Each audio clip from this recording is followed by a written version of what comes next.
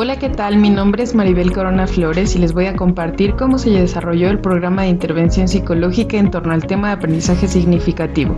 Veamos algunos conceptos clave del aprendizaje significativo. Ausubel define el aprendizaje significativo como un proceso por medio del que se relaciona una nueva información con algún aspecto ya existente en la estructura cognitiva de un individuo y que sea relevante para el material que se intenta aprender. Los elementos del aprendizaje significativo, de acuerdo con Ausubel, son el sujeto que posee el conocimiento previo, a quien se le presenta un nuevo conocimiento que está en cierta forma relacionado con el conocimiento previo. Asimila el nuevo conocimiento teniendo en contacto con el objeto o la experiencia o situación. Relaciona este nuevo conocimiento con el previo y organiza ambos conocimientos.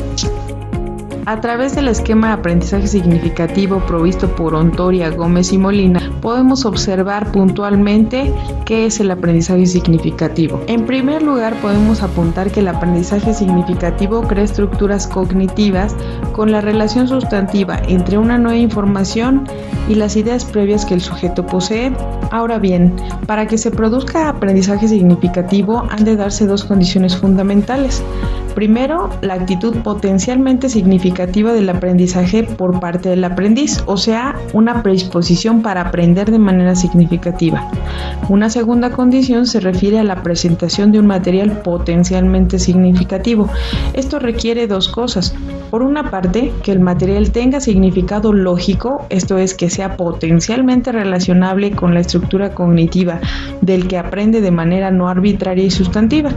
Y por otra, que existan ideas de anclaje o subsumidores adecuados en el sujeto que permitan la interacción con el material nuevo que se presenta. Finalmente, podemos apuntar que la asimilación es el resultado del aprendizaje significativo. Cuando se habla de una asimilación activa, esta consiste en captar o adquirir lo que está implicado en el proceso de aprendizaje. Así pues, con base en los inclusores, es que la asimilación se da en tres diferentes formas de inclusión: la combinatoria, la supraordenada y la subordinada. Tenemos el aprendizaje subordinado o por inclusión subordinada, donde la nueva idea o concepto se hallan jerárquicamente subordinadas a otra ya existente. En esta se genera la diferenciación progresiva, que consiste en partir de las ideas más generales para llegar a las más concretas.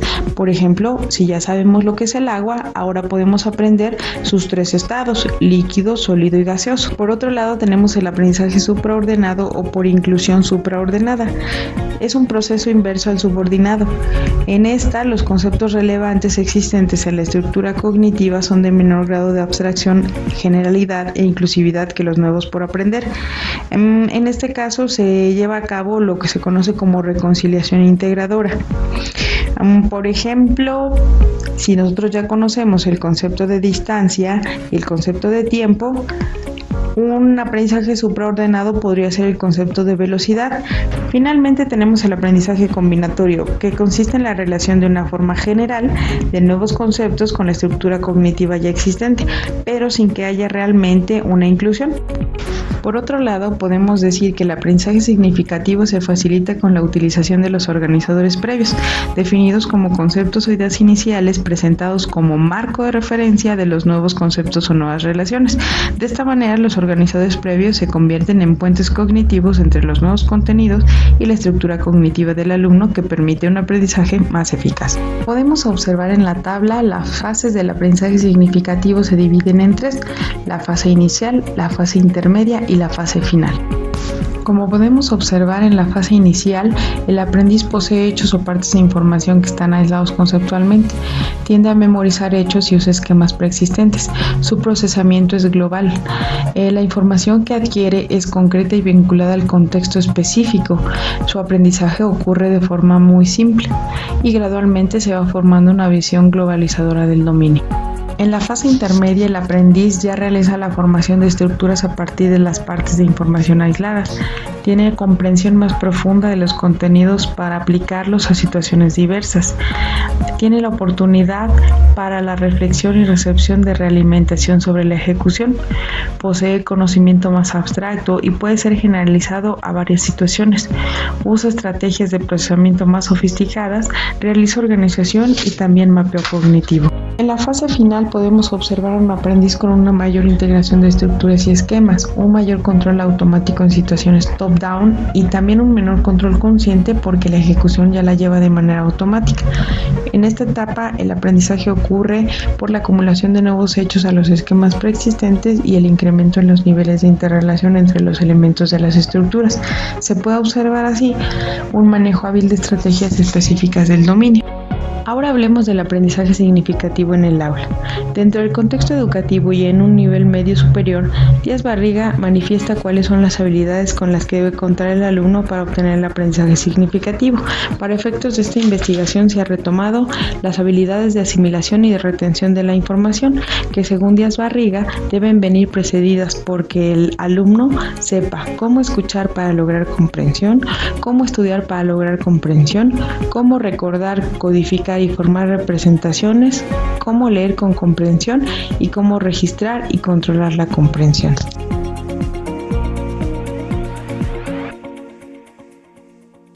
En la actualidad, las estadísticas internacionales refieren que México se encuentra en rezago en torno a la comprensión lectora.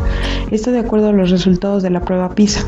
Así pues, es evidente la deficiente comprensión lectora que es ya un problema en el proceso del aprendizaje significativo. Por tanto, se consideró factible enfocar la intervención a la enseñanza de técnicas para identificar y organizar la información que favorezcan la comprensión lectora y a la vez el desarrollo de habilidades de asimilación y retención de la información.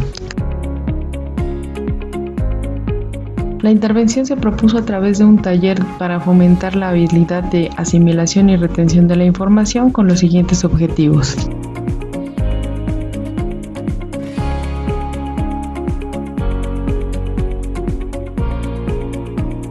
Los 10 participantes provinieron de una escuela secundaria pública ubicada en el estado de Tlaxcala. 5 de ellos fueron hombres y 5 mujeres. De acuerdo a la información provista por el área de trabajo social de la escuela, los participantes se encuentran entre la clase social media y media baja. El escenario de aplicación fue un salón de informática donde se impartieron las sesiones con iluminación natural y ventilación adecuada. La aplicación del taller se realizó en 6 sesiones con una duración de 120 minutos para cada una, tal como se describe en la siguiente tabla.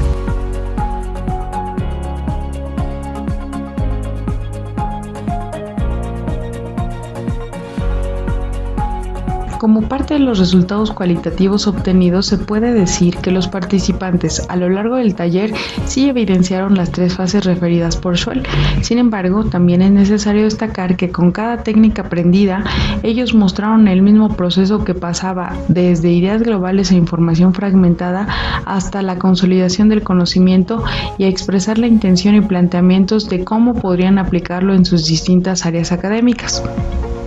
A razón de las fases del aprendizaje significativo, es posible describir los siguientes hallazgos.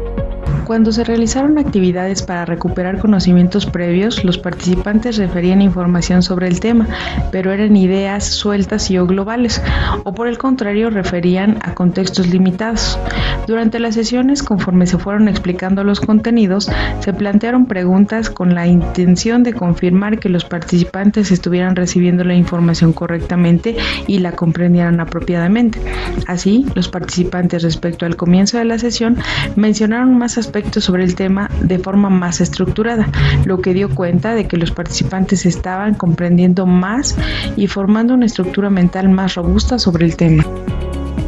En torno a los resultados cuantitativos, podemos ver en la tabla que los puntajes obtenidos entre la evaluación diagnóstica y la postevaluación sí cambiaron. Así pues, se aprecian diferencias en su mayoría positivas. De manera general, se observa una mejora desde 20 puntos hasta 60 puntos en las distintas categorías. Así, por ejemplo, el participante N1 muestra mejoras en su porcentaje obtenido en las categorías recuperación e integración de la información, con 40 puntos y 20 puntos respectivamente. Y otro caso es el participante N3 y N6, quienes muestran una mejora de 60 puntos en la categoría de reflexión y evaluación de la información, siendo estos últimos los más significativos en incremento. Sin embargo, en esta misma categoría se muestra el menor descenso con 20 puntos y 10 puntos en la categoría integración de la información. Por otro lado, en la comparativa entre los puntajes promedios obtenidos en la postevaluación y la evaluación diagnóstica, de acuerdo a lo que muestra la siguiente tabla, en las 3 categorías se aprecian mejoras. Así pues, la mayor diferencia se encuentra en la tercera categoría con 30 puntos porcentuales y el menor crecimiento en la categoría de la recuperación de la información con 20 puntos porcentuales.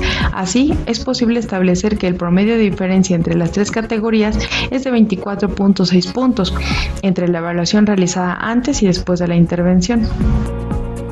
A manera de resumen, se puede apuntar que después de haber realizado la presente intervención sobre las habilidades de retención y asimilación de la información, en donde se utilizaron técnicas de comprensión lectora y organizadores gráficos en estudiantes de secundaria, es posible concluir lo siguiente.